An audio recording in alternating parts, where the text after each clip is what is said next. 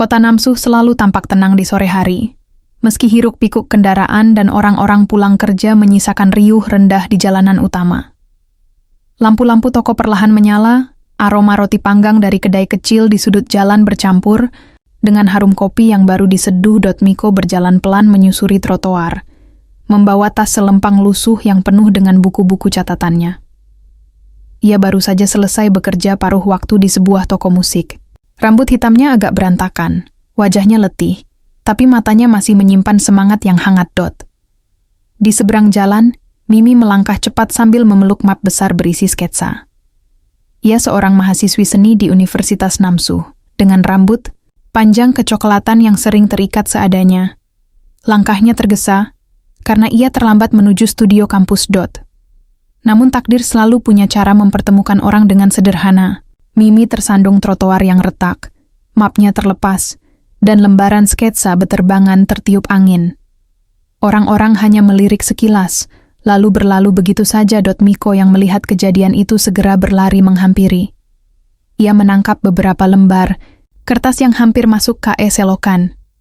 Dengan napas sedikit terengah, ia menepuk-nepuk kertas itu sebelum menyerahkannya kembali. "Ini punyamu, kan?" katanya singkat. Suaranya agak berat. Mimi menunduk cepat, menerima kertas itu dengan wajah merah padam. "Ah iya, terima kasih banyak. Hampir saja hilang semuanya." Angin sore kembali meniup rambut Mimi, membuat beberapa helai menempel di wajahnya. Miko menahan senyum kecil lalu menyingkirkan rambut itu dengan gerakan tangan yang ragu. Mereka saling bertatapan sejenak, cukup lama untuk membuat dada Mimi berdegup lebih cepat. "Sepertinya kamu butuh sesuatu untuk mengikat mapmu lebih kuat," ucap Miko canggung. Mimi mengangguk pelan. "Iya, aku selalu ceroboh. Namaku Mimi." Miko menatapnya beberapa detik sebelum menjawab, "Aku Miko." Seolah nama itu langsung tertanam di ingatan Mimi, membuatnya mengulang pelan di dalam hati. Sebelum mereka berpisah, Miko menunjuk sebuah kedai kopi kecil di sudut jalan. "Kalau kamu tidak terburu-buru, bagaimana kalau kita duduk sebentar di sana? Aku sering ke sana." Mimi ragu. Ia memang terburu ke studio. Tapi entah mengapa ada suara dalam hatinya yang menyuruhnya menerima. "Baiklah, hanya sebentar." Di dalam kedai, suasana hangat dengan musik jazz pelan. Mereka duduk berhadapan, dua orang asing yang baru saja bertemu, tapi percakapan mengalir tanpa henti. Miko bercerita tentang mimpinya menjadi komposer musik, sementara Mimi mengungkapkan impiannya menjadi pelukis yang bisa membuat pameran besar. Ketika mereka akhirnya berpisah malam itu, jalanan Namsu diterangi, lampu jalan yang temaram. Mimi menoleh sekali lagi ke arah Miko yang melambaikan tangan. Di dadanya ada perasaan aneh. Seperti sebuah kisah baru yang baru saja dimulai di penghujung jalan. Hari setelah pertemuan pertama itu terasa berbeda bagi Mimi. Setiap kali melewati jalan di mana sketsanya pernah beterbangan, ia selalu teringat pada Miko. Meski baru sekali bertemu, ada rasa yang menempel kuat. Miko pun tak jauh berbeda. Sepulang kerja dari toko musik, ia sengaja melewati jalur yang sama, berharap bisa bertemu Mimi lagi. Dan benar saja, takdir kembali mempertemukan mereka. Kali ini Mimi duduk di taman kota, tengah sibuk melukis dengan kuas kecil. "Sepertinya aku menemukan pelukis terkenal," sapa Miko sambil mendekat. Mimi menoleh, terkejut sekaligus senang. "Kamu lagi?" katanya sambil tertawa kecil. Mereka kembali menghabiskan sore bersama, berbincang tentang hal-hal sepele hingga mimpi-mimpi besar. Namun, di balik tawa Mimi, Miko mulai menyadari ada sesuatu yang ia sembunyikan. Setiap kali Mimi menggambar orang, ekspresinya menjadi sendu. Suatu malam, saat Miko mengantar Mimi pulang, ia bertanya dengan hati-hati, "Kamu selalu melukis wajah orang, tapi kenapa wajahnya selalu terlihat sepi?" Mimi terdiam cukup lama sebelum menjawab, "Itu wajah kakakku. Dia meninggal 2 tahun lalu dalam kecelakaan. Sejak itu, aku takut kehilangan orang lagi. Bahkan untuk dekat dengan seseorang pun, aku sering ragu." Miko menunduk, Hatinya ikut terasa berat. Ia tak ingin memaksa, tapi kata-kata keluar begitu saja. Aku tidak tahu apakah bisa menghapus kesedihanmu. Tapi kalau kamu mau, aku bisa menemanimu di jalan itu. Sampai kapanpun. Mimi menatapnya, matanya berair namun juga hangat. Untuk pertama kalinya setelah sekian lama, ia merasa ada seseorang yang bisa mengerti. Hari berikutnya mereka semakin dekat. Mimi mulai membuka hatinya, sementara Miko menemukan inspirasi untuk musiknya dari setiap senyum dan tatapan Mimi. Namun, rahasia lain yang lebih besar sedang menunggu untuk terungkap. Sebuah rahasia dari masa lalu, Miko yang bisa mengubah segalanya. Malam musim dingin tiba di Namsu. Salju tipis turun menutupi jalan, membuat kota tampak seperti lukisan. Miko mengajak Mimi berjalan-jalan di tepi sungai Hanam yang membelah kota. Mereka tertawa sambil menghangatkan tangan di dalam saku jaket masing-masing. Namun coma senyum Miko seringkali terhenti tiba-tiba. Ia menyembunyikan sesuatu yang belum pernah ia ceritakan. Ketika Mimi bertanya, ia hanya menggeleng dan berkata, "Nanti saja." Sampai akhirnya, pada suatu malam, kebenaran itu muncul. Miko mengajak Mimi ke studio musik kecil tempat ia bekerja. Di sana, ia menunjukkan sebuah lagu yang baru ia selesaikan. Lagu itu berjudul Cinta di Penghujung Jalan. "Kenapa judulnya seperti itu?" tanya Mimi. Suaranya lembut. Miko menunduk. "Karena aku mungkin tidak bisa menemanimu terlalu lama." Mimi terkejut, wajahnya pucat. "Apa maksudmu?" Dengan suara bergetar, Miko menjelaskan bahwa ia mengidap penyakit jantung bawaan. Dokter pernah mengatakan bahwa operasi besar bisa menyelamatkannya, tapi biayanya terlalu mahal. Selama ini, ia bekerja keras sambil menabung, namun hasilnya belum cukup. Mimi terdiam, air matanya menetes. Semua momen indah yang mereka lewati seakan runtuh seketika. "Kenapa kamu tidak pernah bilang?" "Aku tidak mau kau menjauh hanya karena kasihan," jawab Miko lirih. "Aku ingin kau mengenalku sebagai Miko, bukan sebagai seseorang yang sakit." Mimi menggenggam tangan Miko erat, lebih erat dari sebelumnya. "Aku tidak akan pergi. Kalau jalanmu berhenti di penghujung, aku akan berdiri di sana bersamamu. Sampai kapanpun." Beberapa minggu kemudian, Mimi memutuskan mengikuti pameran besar dengan tema harapan. Ia melukis potret Miko yang duduk di bangku taman dengan senyum hangat, dikelilingi cahaya sore yang lembut. Lukisan itu menarik perhatian banyak orang, bahkan seorang kolektor seni yang akhirnya membeli lukisan dengan harga tinggi. Uang itu, tanpa ragu, Mimi serahkan untuk biaya operasi Miko. Saat Miko mengetahui hal itu, ia menangis untuk pertama kalinya di hadapan Mimi. Hari operasi menjadi hari yang menegangkan. Mimi menunggu di lorong rumah sakit, menatap pintu ruang operasi dengan doa tak henti-henti. Waktu terasa begitu lambat, hingga akhirnya pintu terbuka dan dokter keluar dengan senyum tipis. Operasi berjalan sukses. Air mata Mimi jatuh kali ini bercampur dengan senyum lega. Beberapa bulan kemudian, mereka kembali berjalan di jalan yang dulu mempertemukan mereka. Matahari senja menerangi wajah mereka, dan Miko menggenggam tangan Mimi dengan penuh keyakinan.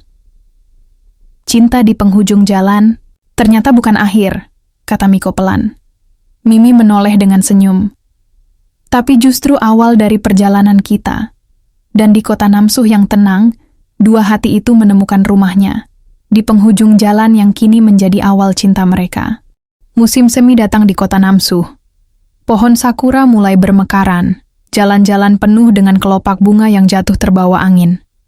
Setelah operasi jantung yang berhasil, Miko mulai kembali menjalani hidup dengan semangat baru. Namun coma hidup tidak selalu berjalan tenang. Semakin banyak orang yang mengenal Mimi setelah pamerannya sukses, semakin banyak pula tawaran yang datang. Salah satu galeri besar di Seoul mengundangnya untuk tinggal di sana selama 6 bulan, bekerja sama dengan pelukis profesional dari luar negeri. Kabar itu membuat Mimi bimbang. Di satu sisi, ini adalah mimpinya sejak lama. Di sisi lain, ia tidak ingin meninggalkan Miko yang baru saja melewati masa-masa sulit. Suatu sore, mereka duduk di halte bus, menatap hujan yang turun deras. Miko merasakan perubahan sikap Mimi, lebih banyak diam, Pandangannya sering jauh. Ia akhirnya bertanya, "Kamu sedang menyembunyikan sesuatu, kan?" Mimi terdiam, lalu menghela napas panjang. "Aku mendapat tawaran besar. Pameran di Seoul. Kalau aku pergi, mungkin aku harus meninggalkan Namsu selama setengah tahun." Hening tercipta, hanya suara hujan yang jatuh di atap halte. Miko menatap Kae depan, mencoba menahan gejolak di hatinya. "Kenapa tidak kau terima?" Tanyanya pelan. Mimi menoleh cepat. "Bagaimana bisa? Aku baru saja hampir kehilanganmu. Aku tidak mau pergi dan meninggalkanmu sendirian di sini." Miko tersenyum tipis, meski jelas matanya bergetar. "Mimi, aku tidak ingin jadi alasan kau menunda mimpimu. Waktu aku sakit, kau ada di sisiku. Sekarang, biarkan aku ada di sisimu, mendukungmu. Pergilah, aku akan menunggu." Air mata menetes di pipi Mimi. "Tapi bagaimana kalau selama aku pergi, sesuatu terjadi padamu?" Miko menggenggam tangan Mimi erat, menatapnya dengan keyakinan yang baru ia miliki sejak operasi. "Kali ini, aku janji, aku akan menjaga diriku. Saat kau kembali, aku ingin kau temukan aku berdiri di sini, menunggumu di penghujung jalan." Mimi menunduk, bahunya bergetar. Lalu ia memeluk Miko erat-erat, air matanya bercampur dengan aroma hujan. Beberapa hari kemudian, keputusan pun dibuat. Mimi menerima tawaran itu, meski berat. Di stasiun Namsu, Miko mengantar kepergiannya. Orang-orang lalu lalang, kereta sebentar, lagi berangkat. Mimi menatap wajah Miko dalam-dalam, seolah ingin menghafalnya. "Tolong jangan berubah, jangan hilang, jangan tinggalkan aku." Miko tersenyum, meski matanya berkaca-kaca. "Aku tidak akan kemana-mana. Pergilah, kejar mimpimu. Aku akan tetap di sini, menunggumu, sampai kapanpun." Ketika kereta bergerak, Mimi berdiri di pintu, melambaikan tangan dengan mata yang penuh air mata.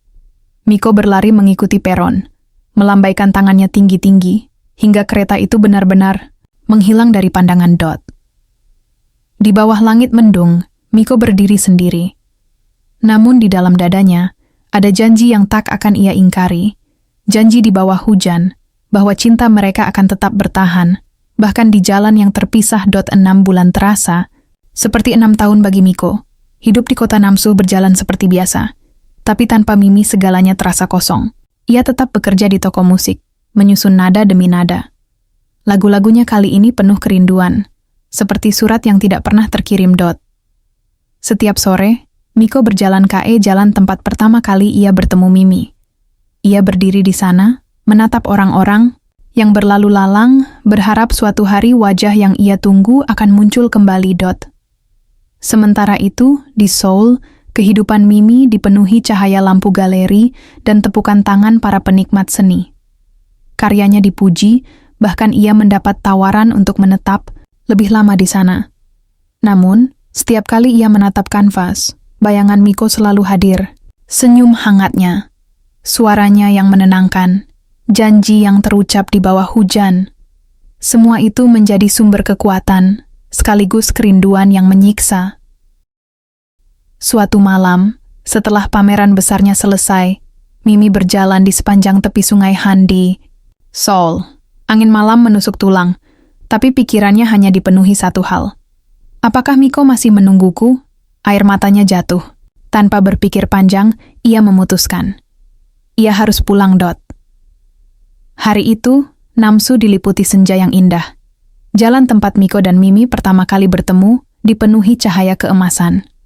Miko, seperti biasanya, berdiri di sana dengan secangkir kopi hangat, di tangannya. Tiba, coma suara langkah cepat terdengar. Nafas yang terengah, langkah yang tergesa. Miko menoleh, dan di antara kerumunan, Mimi berlari, wajahnya basah oleh air mata. "Miko," serunya lantang. Miko tertegun, cangkir kopinya hampir terjatuh. "Mimi." Tanpa ragu, Mimi langsung memeluknya erat, seolah takut pria itu akan hilang jika ia melepaskan. "Aku pulang, aku tidak peduli tawaran apapun. Aku hanya ingin bersamamu. Aku sudah cukup jauh mengejar mimpi, tapi mimpiku yang sebenarnya ada di sini." Denganmu. Miko memeluk balik, matanya berkaca-kaca. Aku menunggumu setiap hari. Aku janji, kan? Aku tidak akan pergi kemanapun. Mereka berdiri lama di tengah jalan, dikelilingi orang-orang yang tersenyum melihat pemandangan itu. Seolah waktu berhenti hanya untuk mereka berdua. Beberapa bulan kemudian, Miko berhasil merilis lagunya. Lagu yang ia beri judul sama dengan kisah mereka. Cinta di Penghujung Jalan.